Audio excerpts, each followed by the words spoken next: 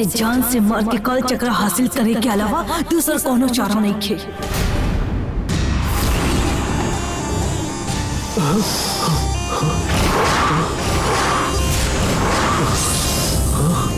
अब बतावा, हम तुझसे काल चक्र मंगनी तक काहे न देला हमके? तू के बाड़ू? हम ही तो नंदिनी बानी।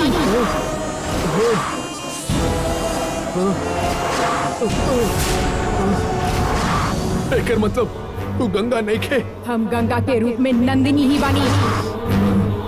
वो दिन तहार बाबूजी कौनो नागिन के बारे में बतले रहे ना, वो हम ही बानी। तो हमारे पापा के जान के पीछे काहे पड़ल बाड़ू? वो सब बताए खातिर अभी हमरे पास वक्त नहीं थे। हमके खाली वो काल चक्र चाहिए और तोहके मार के ही हम काल चक्र हासिल करब। तू खुद अपना आप ही आफत बुलाइले बाड़ा। अब तोहरे पास मरे के सिवाय कोनो चारा नहीं थे।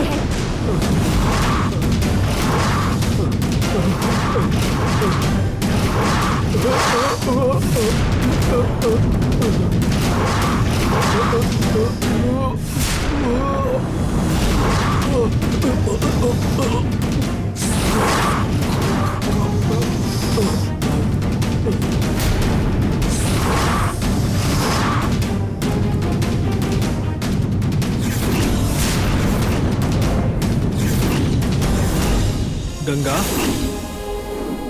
गंगा,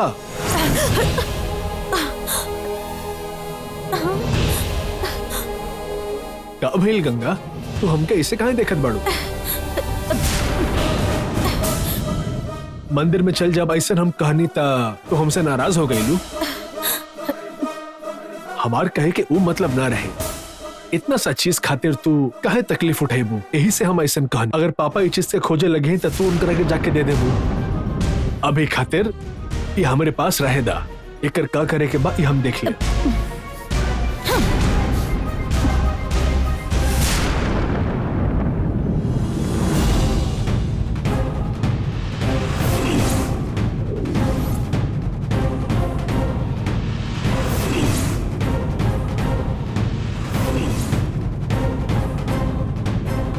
काल चक्र हमरा हाथ में आ गई रहे, पर हमरा के ऐसे ही ओकरा के छोड़े के पड़ल। इससे ज्यादा अच्छा मौका हमनी के फिर ना मिली। वो अरुण के मार के तोहरा के उ काल चक्र लेके आवे के चाहत रहे। तू ऐसा काहे ना कैलू गंगा? बतावा। ये हमके भी नहीं खे पता। हम ओकरा के मार के वो काल चक्र हासिल करे के बारे में भी सोचनी, पर हम ऐसा कर ना पाऊनी।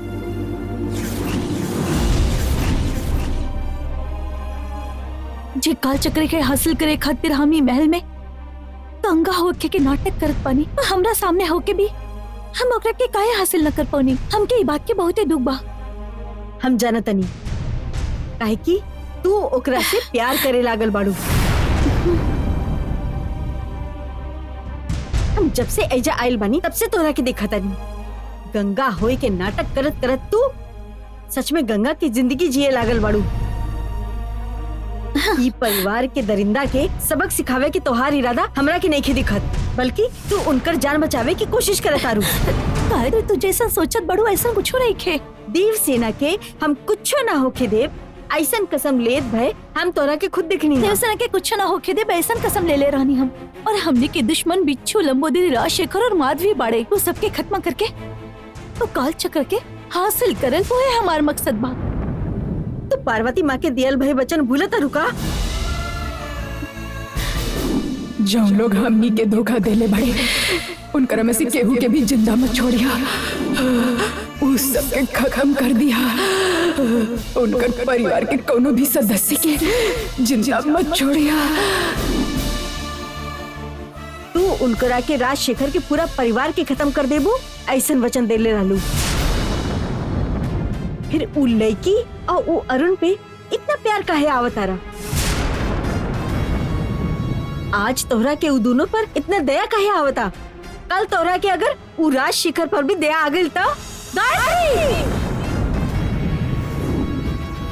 अब तू हमरा पे गुस्सा काहे करता रू? अपन ई गुस्सा जाके उ लोगन पर उतारा। देखो गायत्री, हम काल चक्र हासिल करे खातिर और राजशेखर के पूरे परिवार के खत्म करे खातिर ही आइल बानी, लेकिन ये सब में हमके मदद करे वाला यहाँ गंगा के रूप ही बा। वही की वजह से हम यहाँ आसानी से वो काल चक्र के ढूंढ सकेनी। ठीक बा, अगर तोरा के गंगा के रूप मिलल हा तो तू गंगा बन के ही रहा। अब हम ही ऊ राजशेखर के पूरा परिवार के सदस्य के खत्म कर दे। गायत्री, यदि तू ऐसा कुछ कैलू तो हमसे बुरा केहू ना होखी। गंगा हमार बहुत ही बड़ भग रहे, ओकर परिवार के रक्षा कइल हमार कर्तव्य बा और ओकरा साथे अनकरा से काल चक्र हासिल करके हमार माई के खून करे वाला परिवार के खत्म करल ही हमार जिम्मेदारी बा। ये सब में हमके कितना तकलीफ हो रहा बा तो शायद कब वो समझ ना पाइबू। देखो गायत्री, हमनी दोनों भी एक ही चीज खातिर लड़ रहे बानी। हमनी दोनों के बीच कोना झगड़ा ना होके के चाहिए। हमरा के माफ कर दा नंदिनी, तुम्हारी स्थिति समझे बिना हमार जो मन में आयल वो हम बोल देनी। यदि अरुण भी राजशेखर जैसन दरिंदा होखत था, जैसन तो कहत बाड़ू हम ओकरा के कब के मार चुकल होगी, लेकिन अरुण बिल्कुल भी वैसा नहीं खे। तो बहुत ही अच्छा बा, यही से हमार मन घबरा रहल बाड़े। लेकिन यदि आज जो काल चक्र हमार हाथ ना लगल तो हम केहू के भी ना बख्शब, चाहे हमके अरुण के मारे ही काहे ना पड़े। हाँ। नंदिनी के स्त्री रूप मिले के बाद ओकर मन भी स्त्री जैसन कोमल हो चुकल है। अब ऊपर ज्यादा भरोसा ना कल जा सकेला। अब हमें के मैदान में उतरे के पड़ी।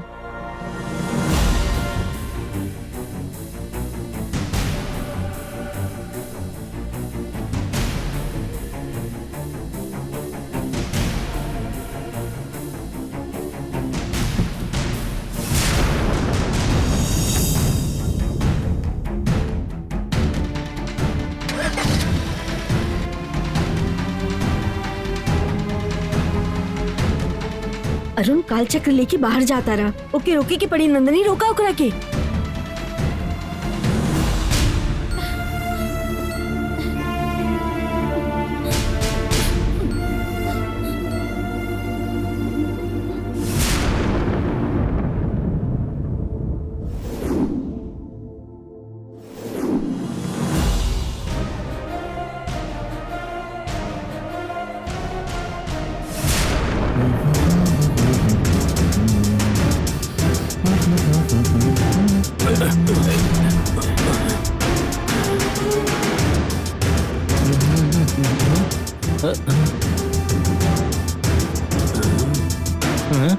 अरे यार, हम अपन फोन कहाँ रख देनी।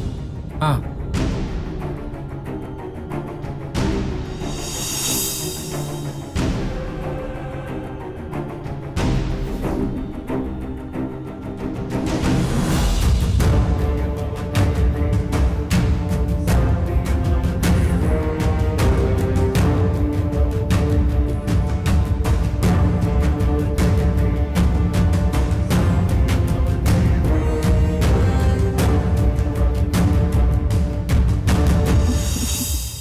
ना हमरा के कोनो तकलीफ नहीं के होत ऐजा। हम एकदम अच्छा से एडजस्ट हो गइल बानी। ऐजा आए के बाद हमरा के पहला बार कुछ हासिल भइल बा ऐसा लागता। हम बहुत खुश बानी ऐजा। हाँ माई, हमरा के ऐजा के खाना भी बहुत पसंद है।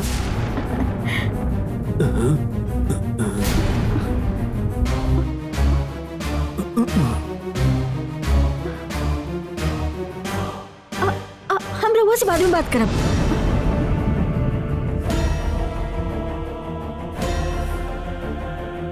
ई वक्त ऐजा काहे आयल बड़ा? इनकरा क्यों देख लेला तो प्रॉब्लम हो जाई।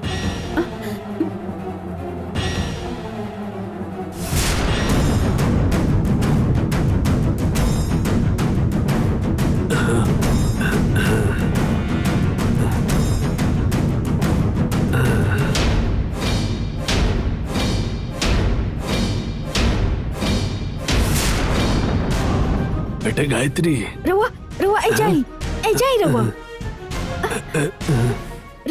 रवा ऐजा का करता नहीं? रवा ऐजा का आयल बनी? नंदनी रवा के ऐजा आए खातिर मना कैली है तो काहे आई नहीं है?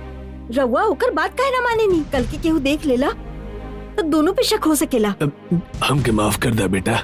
नंदनी के समझाए के बाद भी हम एज आ गई नहीं, हमारी गलती बा। लेकिन आज हमके तरह से मिले के मन करत रहे, यही से हम बिना कुछ सोचे समझे तरह से मिले आ गई नहीं। रवा के अचानक से ऐसे काहे लगा था? हमने के पूरा रिश्ता पार्वतीपुरम जाए के बाद ही पहले जैसन हुई, ऐसे रवा ही कहले रानी ना, तो अब ऐसा काहे कहा था नहीं?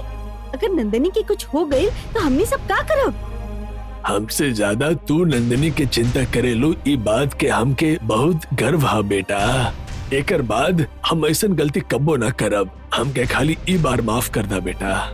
ठीक बा, रवा के मिले के मन भइल हा, ये खातिर रवा आई रहनी ना, अब हमरा से मिल लेनी ना, अब रवा चल जाई।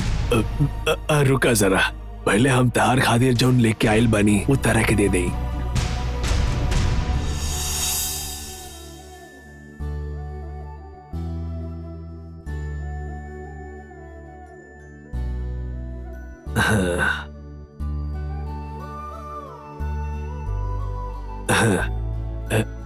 ई का हा? खाला ये सब का हा? ऐसा स्थिति में रवा मिठाई लेके आई नहीं, हमरा के ये सब ना चाहिए। रवा ये वापस ले जाई, हमरा के ना चाहिए। हम कहा था नहीं ना रवा ये ले जाई। ऐसा मत कहा बेटी, तारा के खाए के ही होखी, काहे से की आज बहुत खुशी के दिन बाना, यही से। जौना दिन हमनी वन देवी के पास काल चक्र लेके जाइब ना, वही हमनी खातिर सबसे ज्यादा खुशी के दिन हुई। रवा की नजर में ऐसा कौन सा खास दिन बा आज? आज तोहार जन्मदिन बा बेटी।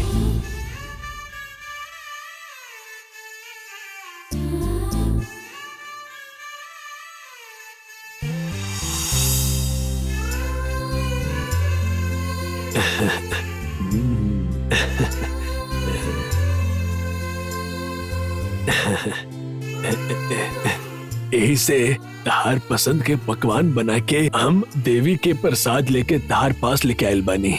तो यही से एक एक खा ला बेटा।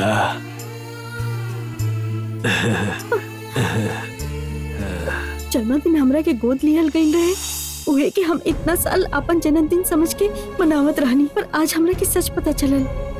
हमरा के आशीर्वाद दी। खुश रहा बेटा, खुश रहा।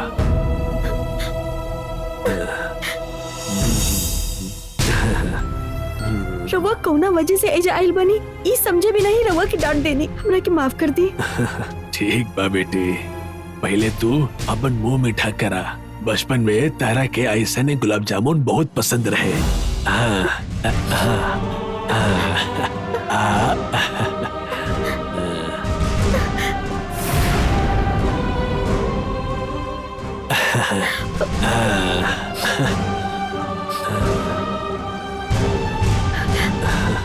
खा ला बेटी। बस हो गई।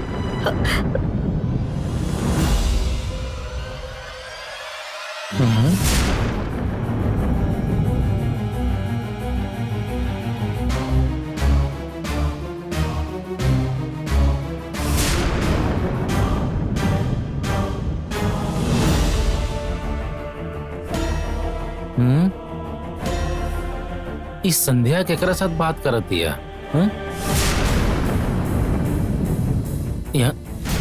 यहाँ से तो कुछ भी नहीं दिखा।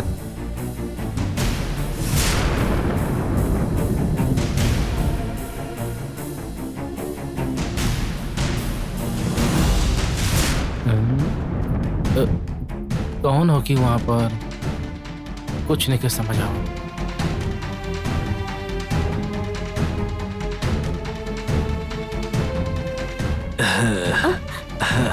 बस बहुत हो गई।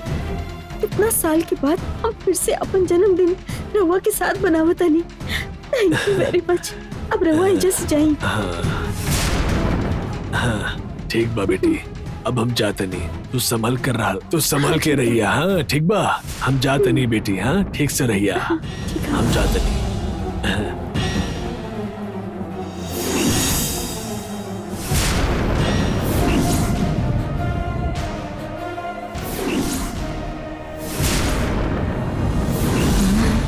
ये आदमी तक पार्वतीपुरम के पुजारी है।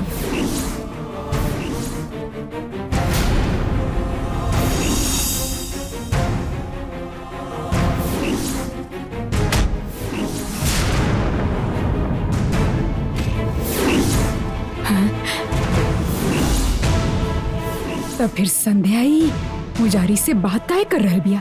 अपन ख्याल रखिया बेटी, ठीक बा?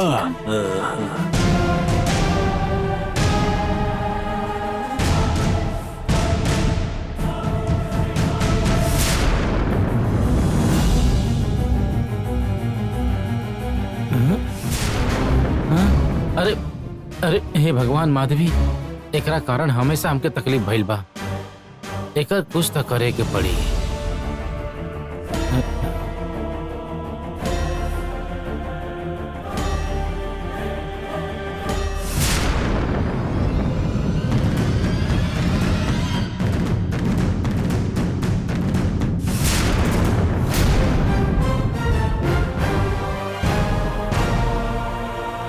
ए रुका,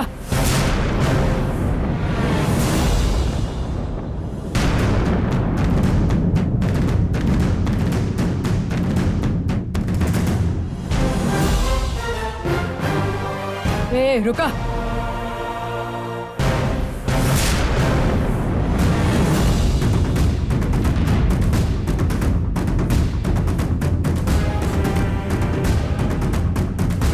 के बाड़ू तू?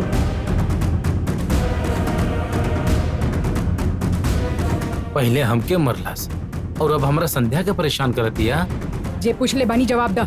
बतावा के बाड़ू तू? तोहरा के तो पता बना, फिर काहे बताई हम? जितना पूछ ले बानी ओकर जवाब दा। हम संध्या बानी। ऊ इनके खातिर बाड़ू, असल में के बाड़ू? हम संध्या ना बानी। ई रउआ के की काला? काहे कि अब तू बाहर एगो पागल के साथ बात करत रहलू। के लगा था उतार? ई पागल के साथ बात करत रहे? ऊ पागल के और तहार कौन रिश्ता है? वो आदमी बहुत देर महल के अंदर देखत रहे, ये लिए उनकरा के चाहिए ई हम पूछनी। बस इतना सी बात के खातिर रउआ हमरा पर शक करता नी। मतलब तू ओकरा पहचानत ना बाड़ू? देखी, हम मलेशिया में पलल बानी। ऐजा के लोगन के भला हम कैसे पहचानब? वैसे रउआ उनकरा के पहचानी नहीं का? रउआ की बातन से ऐसा लागता कि रउआ के उनकरा के साथ जरूर कोनो रिश्ता बा। बताई ना के बाड़ाऊ? का भाई, रउआ तो हर वक्त लोगन से सवाल पूछत रहेनी ना। अब हम रउआ से सवाल पूछनी तो रउआ के बोलती बंद हो गई। रउआ के बर्ताव हमरा के बिल्कुल समझ में ना आवेला।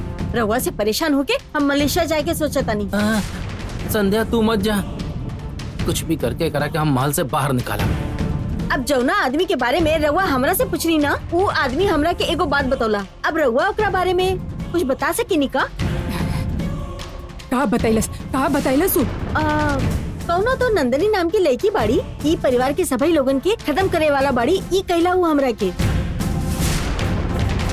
के बाड़ी हूँ नंदनी?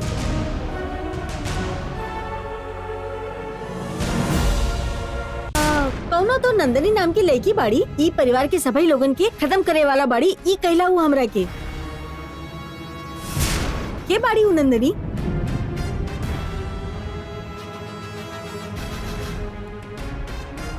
ई नंदनी कौन है? वो यहाँ आवे से पहले संध्या के साथ लेके मलेशिया चल गई, हमरा खातिर ठीक हो। अब रउआ ही हमरा के बताई, नंदनी ई परिवार के खत्म करे वाला बाड़ी का? नंदनी की वजह से ई परिवार के खतरा बा, ई जान कर भी हम ई महल में रह सकेनी का? नंदनी की वजह से हमरा के कोनो परेशानी तो ना हुई ना?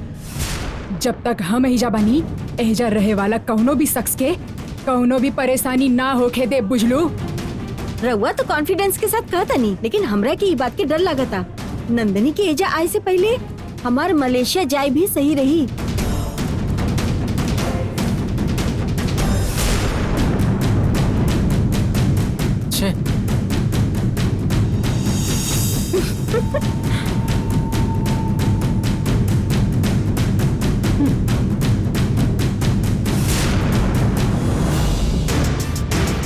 संध्या से उल्टा सीधा सवाल पूछ के आखिर ही ओकरा के नंदनी के डर से मलेशिया जाए खातिर मजबूर कर ही देहलस। हाँ, देख ले, पहले पापा के बता के ई माधवी के सबक सिखावे के होगी।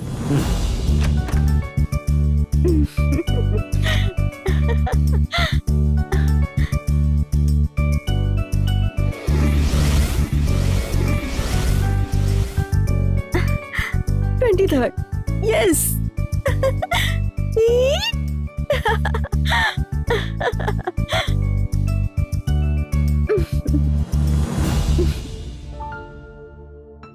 हमार बर्थडे की असली तारीख आज ही सोशल मीडिया पर अपडेट करे तनी।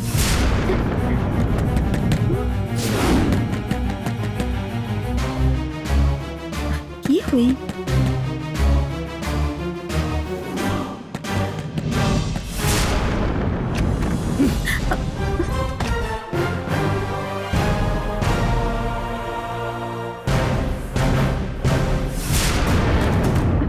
रवा अचानक हमारे रूम में काहे आई नहीं है?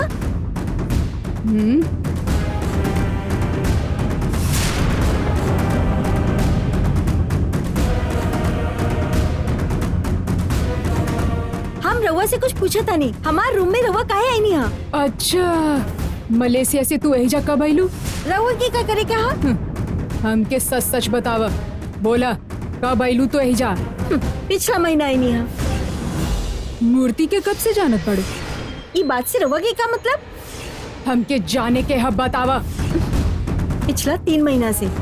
अच्छा, मतलब एहिजा आई से पहले सिर्फ 2 महीना, वो 2 महीना के भरोसा तू ओकरा खातिर मलेशिया से एहिजा चल आइलू और आके ओकर ही घर में रुके की हिम्मत कैलू? मतलब तू कौनो आम लड़की त ना हो सकेलू।